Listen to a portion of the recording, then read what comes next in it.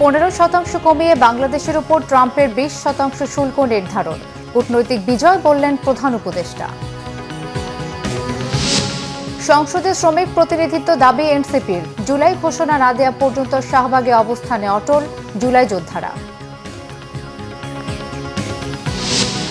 হাটহাজারী মাদ্রাসায় হেফাজত নেতাদের সাথে বিএনপির বৈঠক। সরকারকে নির্বাচনের সময় আরও স্পষ্ট করার দাবি।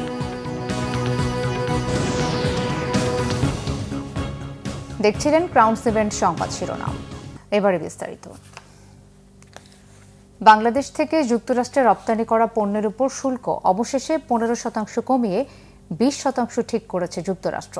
মার্কিন প্রশাসনের সাথে মধ্যস্থতা আলোচনায় অগ্রগতির ভিত্তিতে ভারতের উপর 25%, শ্রীলঙ্কার উপর 20%, পাকিস্তান, মালয়েশিয়া ও ইন্দোনেশিয়ার উপর 19%, আফগানিস্তানের উপর 15% আর মিয়ানমারের উপর 40% বাড়তি শুল্ক আরোপের তথ্য জানিয়েছে হোয়াইট হাউস। গত 2 এপ্রিল বাণিজ্য ঘাটতির অজুহাতে বাংলাদেশের উপর 37% ছাড়াও বিভিন্ন দেশের উপর উচ্চহারে পাল্টা শুল্ক আরোপ করেন মার্কিন প্রেসিডেন্ট ডোনাল্ড ট্রাম্প, যা 9 এপ্রিল 3 মাসের জন্য স্থগিত করা হয়। এই সময়সীমা 9 জুলাই শেষ হওয়ার আগের দিন অন্তর্বর্তী সরকারের প্রধান উপদেষ্টা ড. মোহাম্মদ ইউনূসকে চিঠিতে ট্রাম্প বাংলাদেশে আরোপিত পাল্টা শুল্ক 37 থেকে 2% কমিয়ে 35% করার কথা জানান ট্রাম্প। 9 জুলাই বাড়তি শুল্ক কার্যকর না করে 31 জুলাইয়ের মধ্যে যুক্তরাষ্ট্রের সাথে বাণিজ্য চুক্তি করতে আলোচনার সময় দেয়া হয়। এই সময়ের মধ্যে মার্কিন প্রশাসনের সাথে বৈঠকের পর বৈঠক করেছে বাড়তি শুল্ক আরোপের তালিকাভুক্ত দেশগুলো। যুক্তরাষ্ট্রের সঙ্গে বাণিজ্য চুক্তিকে বাংলাদেশের জন্য গুরুত্বপূর্ণ কূটনৈতিক বিজয় বলেছেন প্রধান উপদেষ্টা ড. মোহাম্মদ ইউনূস। যুক্তরাষ্ট্রের সঙ্গে ঐতিহাসিক বাণিজ্য চুক্তি সফলভাবে সম্পন্ন করতে পারায় বাংলাদেশের ট্যারিফ আলোচক দলকে অভিনন্দন জানিয়েছেন তিনি। সকালে প্রধান উপদেষ্টার প্রেস সচিব শফিকুল আলম তার ভেরিফাইড ফেসবুক পেজে এক পোস্টে প্রধান উপদেষ্টার এই তাৎক্ষণিক প্রতিক্রিয়া জানান। প্রধান উপদেষ্টা বলেন, শুল্ক হার 20% নামিয়ে আনতে পারা প্রত্যাশিত হারের চেয়ে 17 পয়েন্ট কম। এই চুক্তি বাংলাদেশের তুলনামূলক সুবিধা ধরে রেখেছে, বিশ্বের সবচেয়ে বড় ভোক্তা বাজারে প্রবেশাধিকার বাড়িয়েছে এবং জাতীয় স্বার্থ সুদৃঢ়ভাবে সংরক্ষণ করেছে। এটি সামনে আরও বড় সুযোগ, দ্রুততর উন্নয়ন ও দীর্ঘমেয়াদী সমৃদ্ধির দ্বার উন্মোচন করেছে বলেও মনে করেন তিনি। সংসদে শ্রমিকদের প্রতিনিধিত্ব নিশ্চিতের দাবি জানিয়েছেন এনসিপির মুখ্য সমন্বয়ক নাসিরউদ্দিন পাটোয়ারি। এনসিপির শ্রমিক উইংয়ে যোগদান উপলক্ষে ডিআরইউতে আয়োজিত অনুষ্ঠানে তিনি কথা বলেন। নাসিরউদ্দিন পাটোয়ারি বলেন, সংসদে ব্যবসায়ী ও আইনজীবীদের প্রতিনিধিত্ব বেশি থাকায় শ্রমিক স্বার্থ রক্ষা হয় না। এমনকি গণঅভ্যুত্থানের সরকারের সময়েও শ্রমিকের বুকে গুলি চালানোর মতো ঘটনা ঘটেছে। অভিযোগ করেন, কোনো কোনো শ্রমিক নেতা মালিক পক্ষের দালাল হয়ে কাজ করছেন। বাংলাদেশে শ্রমিক নেতার নামে মালিক পক্ষের হয়ে শ্রমিকদের উপর নিপীড়ন চলতে থাকলে নতুন করে অভ্যুত্থানের শক্তি মাঠে নামবে বলে হুঁশিয়ার করে দেন নাসিরউদ্দিন পাটোয়ারি। জুলাই ঘোষণাপত্র ও সনদের দাবিতে শাহবাগ মোড় অবরুদ্ধ করে চলছে জুলাই যোদ্ধাদের আন্দোলন। বৃষ্টি উপেক্ষা করে রাজধানীর শাহবাগ মোড় অবরুদ্ধ করে রেখেছেন তারা। দাবি আদায়ে কাফনের কাপড় পরে আমৃত্যু আন্দোলনের হুঁশিয়ারি দিয়েছেন তারা। বৃহস্পতিবার শুরু হওয়া এই কর্মসূচিতে শুক্রবারও ঝড় বৃষ্টি মাথায় নিয়ে অংশ নেন আন্দোলনে আহত ও শহীদ পরিবারের সদস্যরা। এবার আর আশ্বাস নয়, দাবি বাস্তবায়ন করেই রাজপথ ছাড়ার হুঁশিয়ারি তাদের। স্বজন হারিয়ে রক্ত ঝরিয়েও আক্ষেপের শেষ নেই তাদের রক্তের সাথে প্রতারণা করা হয়েছে, অভিযোগ জুলাই যোদ্ধাদের। শাহবাগ অবরোধের কারণে যান চলাচল ব্যাহত হচ্ছে, ভোগান্তিতে সাধারণ মানুষ। ফেব্রুয়ারিতে নির্বাচন আয়োজনে কোনো বাধা দেখছে না বিএনপি। দলটির নেতারা বললেন, এই বিষয়ে সরকারের বক্তব্য আরও স্পষ্ট করা উচিত। চট্টগ্রামের হাটহাজারী মাদ্রাসায় হেফাজত নেতাদের সাথে সৌজন্য সাক্ষাৎ শেষে এসব কথা বলেন বিএনপির স্থায়ী কমিটির 2 সদস্য। চট্টগ্রাম প্রতিনিধি শাহেদা পিয়ার রিপোর্ট। জুমার নামাজের আগে চট্টগ্রামের হাটহাজারীর আল জামিয়াতুল আহলিয়া দারুল উলুম মইনুল ইসলাম মাদ্রাসায় পৌঁছান বিএনপির স্থায়ী কমিটির সদস্য নজরুল ইসলাম খান ও সালাউদ্দিন আহমেদ। এরপর হেফাজত ইসলামের সাবেক আমির মাওলানা শাহ আল্লামা শফির কবর জিয়ারত করেন তারা। কবর জিয়ারত শেষে মাদ্রাসা মিলনায়তনে সৌজন্য সাক্ষাৎ করেন মাদ্রাসার প্রধান শাইখুল হাদিস শেখ আহমেদ সহ হেফাজতের নেতাকর্মীদের সাথে। পরে ঐকমত্য কমিশনে বিএনপির ভূমিকা নিয়ে কথা বলেন বিএনপির স্থায়ী কমিটির সদস্য সালাউদ্দিন আহমদ। আমরা আশা করি জুলাই জাতীয় সনদ এখনো স্বাক্ষরিত হয়নি, বাট গতকালকে পর্যন্ত সবার ঐকমত্যের ভিত্তিতে সমস্ত মৌলিক বিষয়গুলো একত্রিত করে সনদ হয়েছে।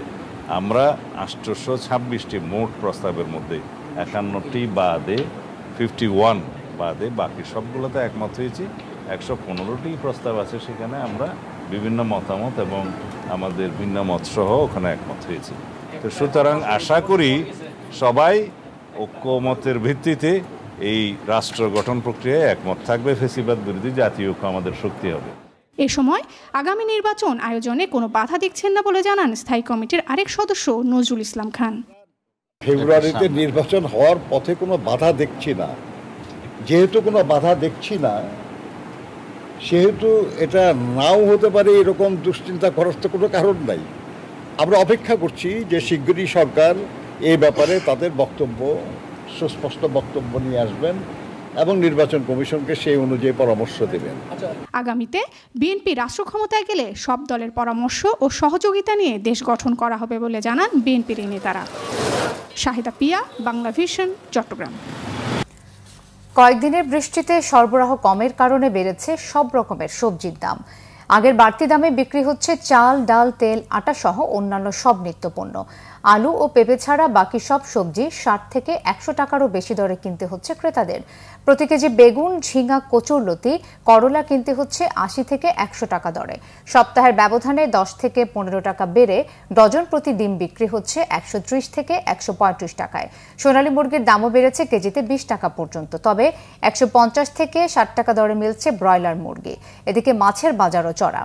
সরবরাহ থাকলেও বেশিরভাগ মাছের দাম সাধারণের নাগালের বাইরে। আকাশছোঁয়া দাম ইলিশের, 1 কেজি ওজনের ইলিশের দাম 2000-এর উপরে। আগামী 7 দিন ঢাকা সহ সারা দেশে মাঝারি থেকে ভারী বৃষ্টি থাকতে পারে। আবহাওয়া অফিস জানিয়েছে, বৃষ্টি হলেও বাতাসে জলীয় বাষ্প বেশি থাকায় বিশেষ করে ঢাকায় গুমোট ভাব আর গরমের তেমন পরিবর্তন হবে না। এদিকে শুক্রবার সকাল থেকেই রাজধানীতে থেমে থেমে বৃষ্টি হয়। রুটি রোজির তাগিদে খেটে খাওয়া মানুষের জন্য এই বৃষ্টি কিছুটা বিড়ম্বনার কারণ হয়েছে। এছাড়া সড়কে দেখা গেছে যানবাহন ও ছুটির দিনে ঘুরতে বের হওয়া মানুষের চলাচল। গেল কয়েকদিনে দেশের সর্বোচ্চ বৃষ্টিপাত হয়েছে চুয়াডাঙ্গায়। দেশে বিভিন্ন জায়গার আরো কিছু খবর নিয়ে ডেস্ক রিপোর্ট। রাজশাহীর গোদাগাড়ীতে সুলতানগঞ্জ নদী বন্দর ও পোর্ট অব প্রোটোকল পরিদর্শন করেছেন নৌপরিবহন উপদেষ্টা অবসরপ্রাপ্ত brigadier general doctor M Sakhawat Hossain. Sultanganj নৌবন্দরের অবকাঠামো উন্নয়নে উচ্চ পর্যায়ে আলাপ করতে হবে বলে জানান তিনি। আন্দোলন না করে যারা বেঞ্চে বসে আন্দোলন দেখেছে তারা আওয়ামী লীগের সঙ্গে আতাত করেছে বলে মন্তব্য করেছেন বিএনপির স্থায়ী কমিটির সদস্য ইকবাল হাসান মাহমুদ টুকু। সিরাজগঞ্জের মাসুমপুরে জেলা বিএনপির তৈরি করা জুলাই শহীদ রঞ্জু স্মৃতি স্তম্ভ উদ্বোধনের সময় তিনি একথা বলেন। বিএনপি চেয়ারপারসন বেগম খালেদা জিয়ার রোগ মুক্তি কামনায় ফ্রি মেডিকেল ক্যাম্প ও দোয়া মাহফিল হয়েছে মুন্সিগঞ্জের টঙ্গিবাড়িতে। এতে প্রধান অতিথি ছিলেন বিএনপির যুগ্ম মহাসচিব অ্যাডভোকেট আব্দুল সালাম আজাদ। সবাই পিআর পদ্ধতিতে নির্বাচন চায় না বলেছেন বিএনপির প্রচার সম্পাদক সুলতান সালাউদ্দিন টুকু। টাঙ্গাইল শিল্পকলা একাডেমি মিলনায়তনে এবারের এসএসসিতে জিপিএ 5 প্রাপ্তদের সংবর্ধনায় তিনি একথা বলেন। জুলাই আগস্ট গণ অভ্যুত্থান দিবস উপলক্ষে প্রতীকী ম্যারাথন হয়েছে খুলনায়। সকালে শিববাড়ি মোড় থেকে শুরু হয়ে জেলা প্রশাসকের কার্যালয়ে গিয়ে শেষ হয় ম্যারাথনটি। উপস্থিত ছিলেন মহানগর বিএনপির সভাপতি অ্যাডভোকেট শফিকুল আলম মনা সহ অন্যরা। জুলাই পুনর্জাগরণের কর্মসূচি হিসাবে সাইক্লিং প্রতিযোগিতা হয়েছে জয়পুরহাটে। সকালে সার্কিট হাউস মাঠ থেকে ছেলে ও মেয়েদের এই প্রতিযোগিতার উদ্বোধন করেন জেলা প্রশাসক। Bangla vision news desk. এই ছিল এখনকার মতো। পরের সংবাদ সন্ধ্যা 7:30টায় দেখার আমন্ত্রণ রইল। এতক্ষণ সাথে থাকায় ধন্যবাদ সবাইকে।